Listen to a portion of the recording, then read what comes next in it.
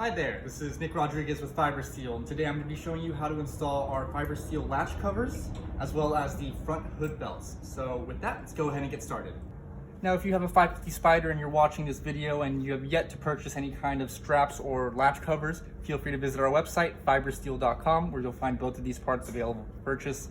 It'll come with the template, and then of course watch this video once you're ready to install it. Then get the template that comes provided with your latch cover or belt kit. You'll notice that there's the line right here, and that is supposed to be the outline of the corner of the hood. So we'll go ahead and get this lined up. Now once you have the template positioned in the correct place with the outline following the body lines of the hood, we want to make sure we hold it steady. You might even want to tape it down just to make sure that it doesn't shift on you. And we're going to take a nice sharp pick, and then we'll go ahead and start with the latch cover. You'll see on the template that there are 3 holes that we're going to drill. You're going to want to take your sharp pick, poke through the paper, and just leave a slight mark in the paint for each of those 3 holes. Make sure you're picking the center of the hole so that all the holes will line up correctly. And once we do the latch covers, we'll do the same for the belts. So I'm going to go ahead and do that, and then we'll check back in. So now that we've marked the location for where we're going to drill the holes, it's very faint in the paint, so what I like to do is just go over it with a grease marker or something that's just going to be friendly on the paint. Just circle them so I know where they're at and they're more easily visible. So I'll go ahead and do that now. Now, the first pick that we use had a really fine tip, and we use that just to poke through the paper and mark the location where we're going to drill the holes. But I want to make sure that we actually have a little bit better of a crater for the drill bit to sit in when I go to drill the holes. That way the tip doesn't wander and either scratch the paint or move the hole location. Now, some of you might want to use something like a spring-loaded punch. However, I would recommend not using that in this case because the force of the punch could be a little too strong, and then you might end up cracking or chipping the paint. So we'll go ahead and set this aside. We're not going to be using one of those. Instead, we're just going to be using a bit thicker of a pick, and I'm going to be going into that same hole that I marked first and just kind of opening it up a little bit so that the drill bit has a nice place to seat.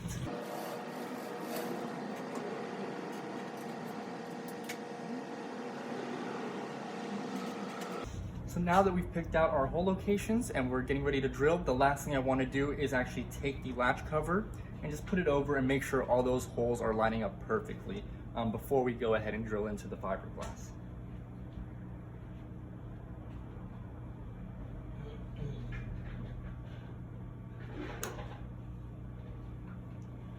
All right, so it looks good. We're gonna go ahead and start drilling some holes. When we go to drill the holes for the latch cover, you wanna make sure that once you drill through the hood, you're not gonna continue with the drill bit and actually hit any of this other fiberglass down here.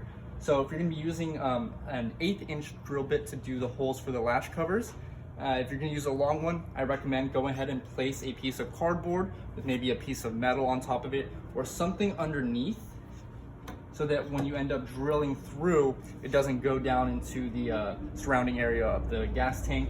Instead, it will just hit this plate and stop there.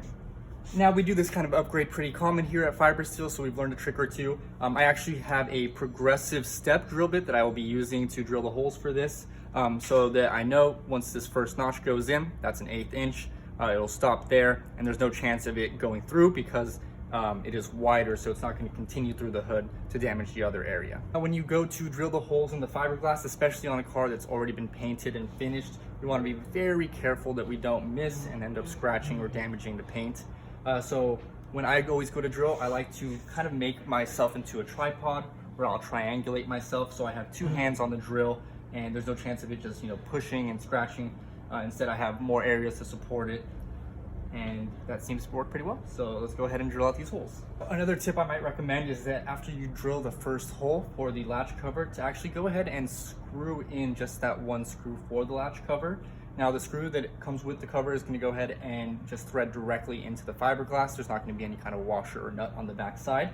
And now we know that our holes still line up, which is nice, but just for that added peace of mind, we'll have this one point actually mounted in, and then we'll use the other 2 locations to drill our holes. So we'll actually just drill right through the latch cover, and then we will know that our holes are perfect and it's not going to be off at all. Now that we have our 3 holes drilled for the latch cover, I'm going to go ahead and unscrew that one screw that we had put in before, take the latch cover off, Let's go ahead and vacuum out all of this fiberglass and paint shavings, clean it up, and I'm going to show you a neat trick that we're going to do to actually black this out. Since on this car, these latch covers actually won't be functional. They're just going to be for looks and cosmetic purposes.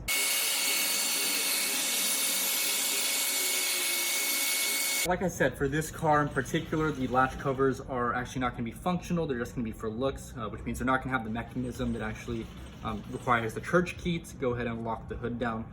So if we didn't do what we're going to do right now, then there would just be a circle with that paint color showing through, and that's obviously going to show that it's not functional. So our next trick is just to grab a little roll of electrical tape, cut off a small square, and place it right in the middle of the triangle, which is going to be the hole in the actual latch cover, just to black that out. Makes it look a little better. When you do this with the electrical tape, you want to make sure that you actually stick the tape with the sticky side down onto the paint of the body. You don't want to flip it and just cover the hole on the bottom of the latch cover, because then any kind of dirt or debris will fall in there, stick to the sticky side of the electrical tape, which will be facing up, and then that's just not going to look good and you won't be able to clean it. So we want to make sure we put this sticky side down on the paint right in the middle of that triangle. There we go. Tape is on there. When we go to install the actual latch cover, it'll cover that tape, and then the black will just be filling that hole, which makes it look like it drops down into the hood.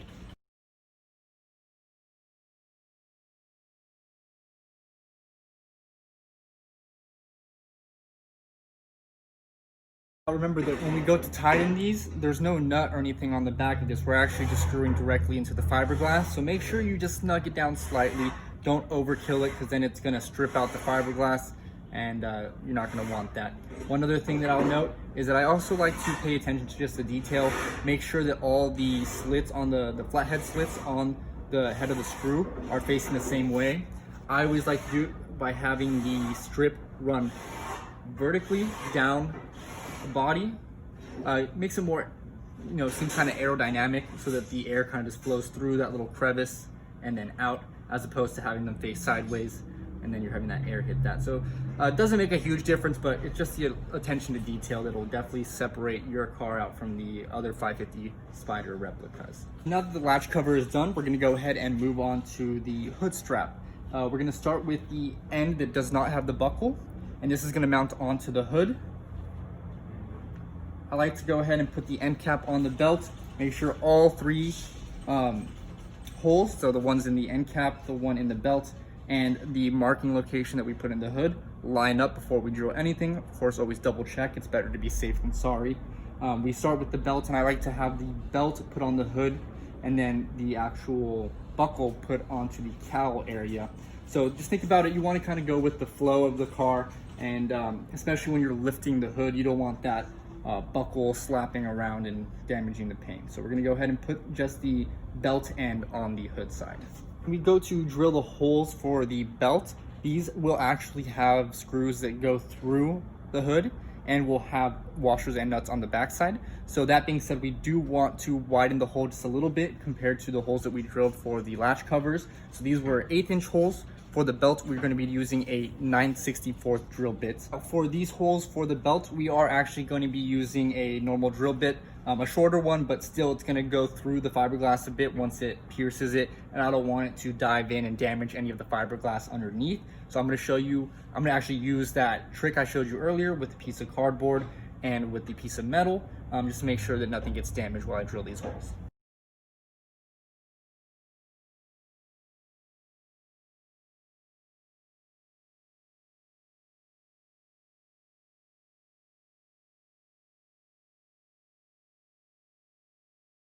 Now that we have our holes drilled, we're going to go ahead and put the end cap on the belt, put the screws through, and get these mounted up.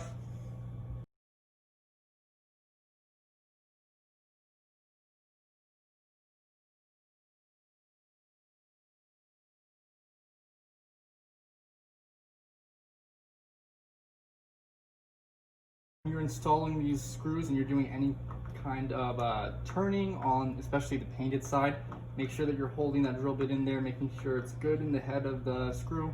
You don't want it to slip out and scratch the paint. So just take your time, be extra diligent, extra careful when you're doing this kind of work, especially on a painted finished car. So now that we have the belt loosely mounted, we need to tighten everything down. You're gonna go ahead and take a flathead screwdriver on the outside, and then you're gonna need a socket, or I like to use a 6-in-1 on the rear. And one tip I can give you on this is that on the painted side, you wanna try to move as little as possible so there's no chance of the screwdriver slipping and then scratching the paint or anything like that. So I usually like to just hold the flathead still on the outside and then do all the tightening on the back side of the hood, where we're actually gonna do it on the nut side.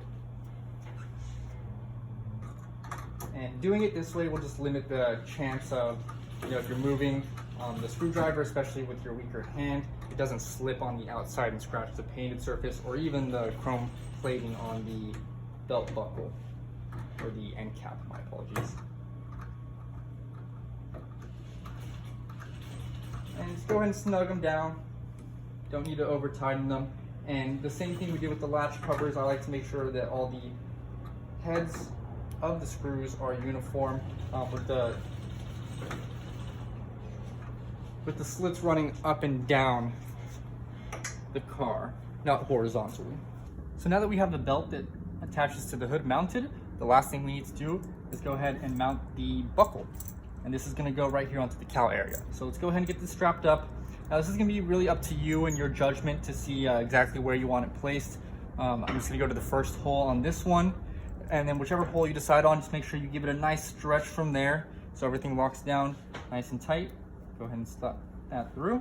So just find that good location, see where it rests naturally, and then we're gonna take that first pick that we used to punch the holes through the template, just to make our locations. Go ahead and put them through the holes that are on this end of the belt. And it's also good to go to the front of the car and just make sure that the gap between the windshield and the angle of everything is uniform with the other side. So once you go to the second side, just make sure it matches what you did on the first end. So once we have the holes drilled for the buckle end through the cowl, we're gonna go ahead and put the end cap on the belt, put these screws through the end cap, and then you'll have the back end of the screw sticking down through the cowl. So you'll need to get into the car, get under the dash to go ahead and put on that washer and the nut on the back end.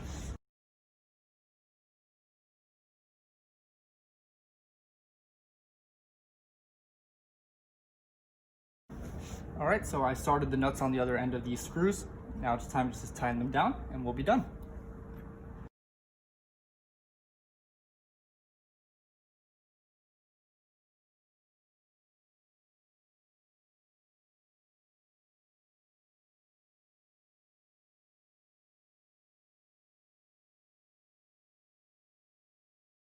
Well, there you have it, guys. It's installed, it's done. Now the only thing that's left to do is do the other side. And to do that, we're gonna take the same exact template we used for this side and just flip it over.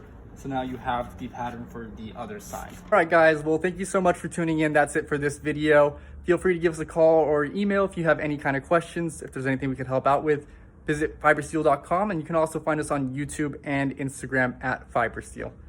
Have a good one.